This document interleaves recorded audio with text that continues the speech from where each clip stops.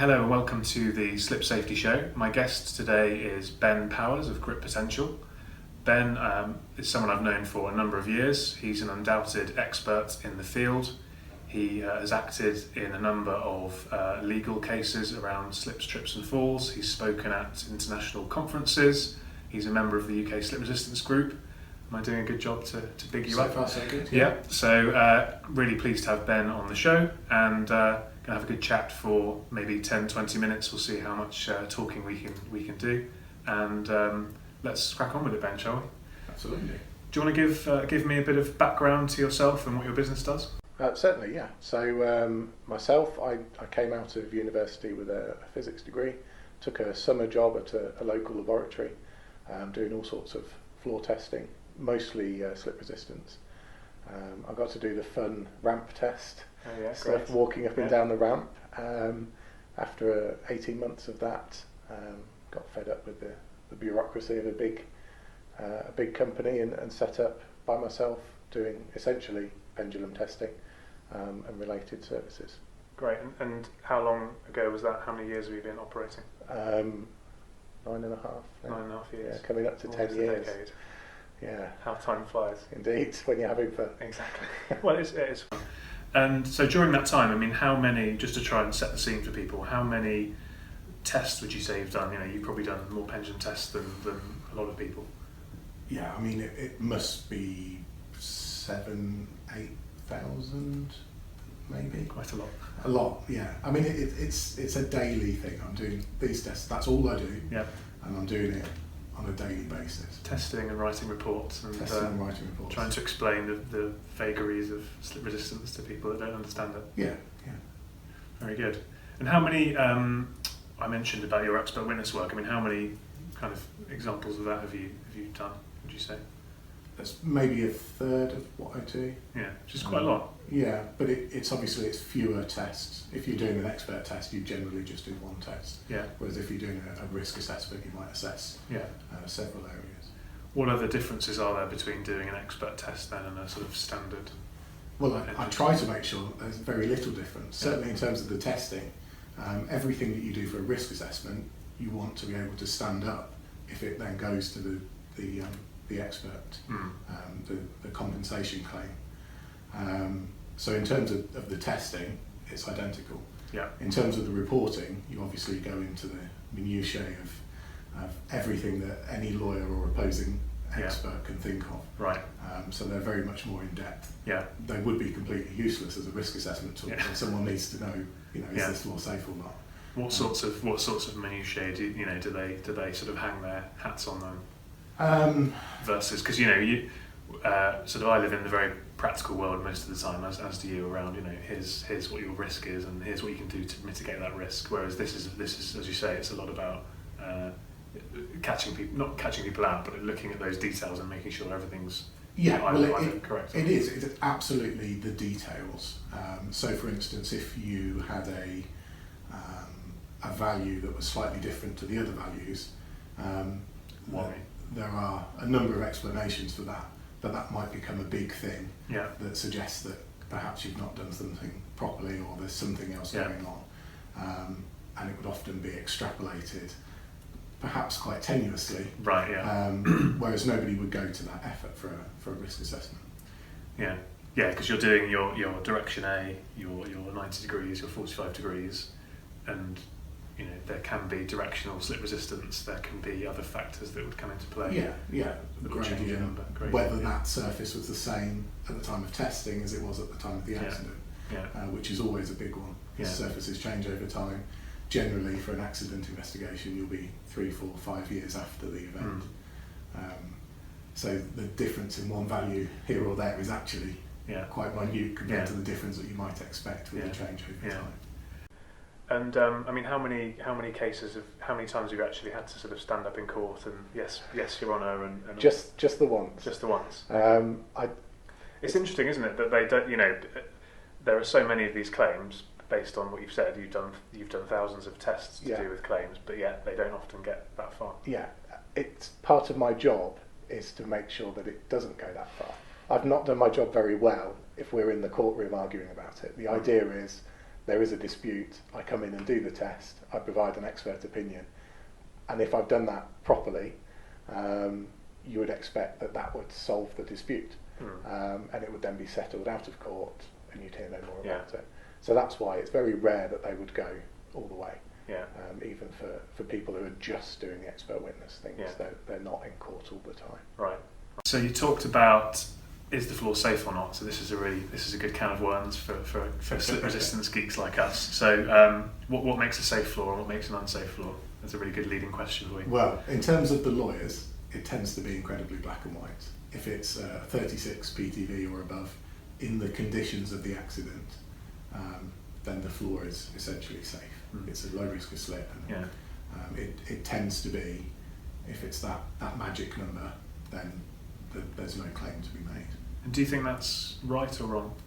Because that's interesting, because we talk a lot as in the UK slip resistance group about, is it black and white or not, and what should we be advising, and so. My personal opinion, I would argue, doesn't actually matter. No, it doesn't in the case of a court, but I'm asking for your personal opinion anyway. Yes. In broader terms. Yeah. No. I think the basis of those numbers, it's on an old study and a study of very few people. I think that warrants a revisit, and the numbers should be looked at. The idea is, at the moment, that if you've got a very low slip resistance, that would cause a huge amount of accidents, and you don't see that.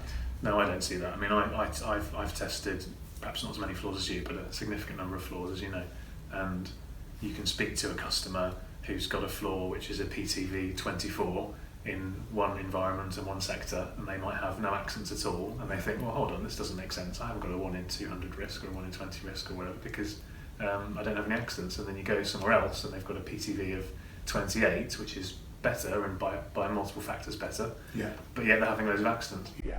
So I think there's definitely a disconnect between the classifications and the real world accidents. That said, this is the best we've got to work with, and you've got to draw the line somewhere. So in terms of practical applications, absolutely, I think we need to work from some numbers, but I do think those numbers should be looked at again. But it's interesting that the lawyers are looking at it in a black and white way. Because, in my experience, absolutely. Because when, if I'm talking to clients about risk mitigation, and I'm kind of saying, well, look, if you've got a 19, if you can get that to a 30, that's a massive improvement, and that's worth doing. It's going to help you to prevent accidents. Yeah, I should say it's a black and white way in terms of defending a claim. So if you've got a floor that's 36 or above, then there's no claim. Right. If it's below that 36, that's when the other factors come into play, and that's a bit more woolly depending on the environment, what else they've done. Yeah. But certainly if it's above that 36, absolutely every time. So typically then, when you say defend, do you mean, and you may not know this, but do you mean that the claim then disappears, or it just means it gets settled but for a relatively low value versus what they might expect to pay otherwise? Yes, I would expect it would either be settled at a very low value, or just dropped. You would struggle to find a lawyer to take a case on, I think, if you already had the evidence that the floor was safe. So really then, going back, I guess there's two reasons to make a floor safe. One is that holistic piece around, it's nice to prevent accidents, and the other is about defensibility. But if we're using your experience and my limited experience on court cases to be talking to clients, corporate clients or building owners about floor safety, we should actually be saying to them, really guys, you want to be trying to get 36 plus in a foreseeably wet environment. Yeah, 36 plus in the conditions of end use. Yeah. I do say to people, if you are going to manage a surface which isn't 36 plus and might get wet, you need to have all of the evidence that you can possibly get that you are managing that surface in such a way so as to prevent it being wet. Yeah. Because if you've just got a certificate that says this floor's slippery when wet, and someone slipped over in the wet, that's going to cause you a problem. Absolutely. So you need the supporting evidence that says, this is cleaned in this way, or we do this with entrance management. Yeah. And of your 70% of tests that are done, not necessarily as a result of a court case or as part of a court case, I mean, to what extent do you see that advice being followed, or do you see that advice not necessarily being followed because they're not always existing clients you're going back to, but you know, how do you see that people are implementing systems like that generally or not? No, generally not, but I think that's perhaps because I'm brought in when there's a problem, and I don't generally see the surfaces that are managed really well.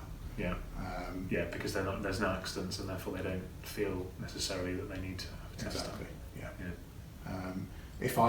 If I go in and do a test and put some recommendations in, it's maybe 50-50 about whether those recommendations are followed, or whether they simply just want a piece of paper that says this floor's safe or this floor's slippery. Which isn't really the right way to go about it. No, not really. This is the nature of it.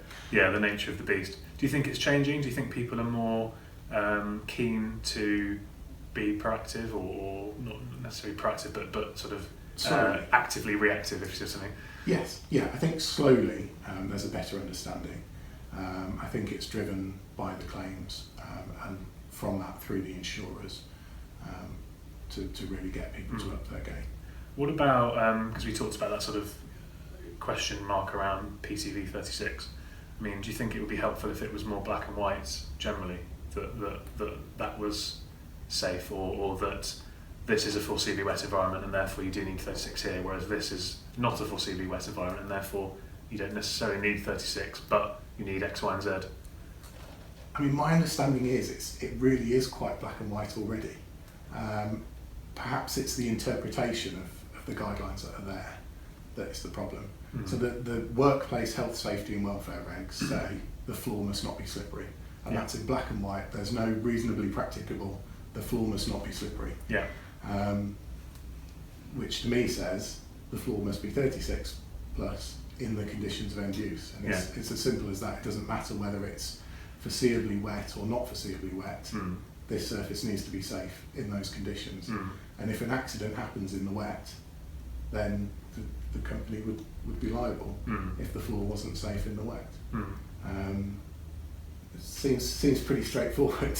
Yeah, but it doesn't get implemented that way, it doesn't get understood that way necessarily. But both from the perspective of corporate clients, some of the consultants, let's call them, in our industry, and even kind of insurers and lawyers, don't seem to get it fully, I would say. No, and it's notable that all of the compensation claims that I've been involved in, none of them have brought action under that act.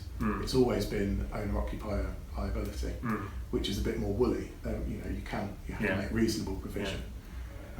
So we should be telling all these claimants listers to start.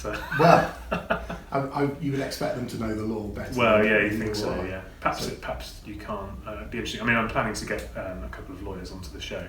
That would be a good question for them. So that'd be a good question for them. But perhaps you and I don't. I mean, clearly we don't understand. We know about slip resistance, but we don't really understand the law as well as we perhaps might do. But there we go.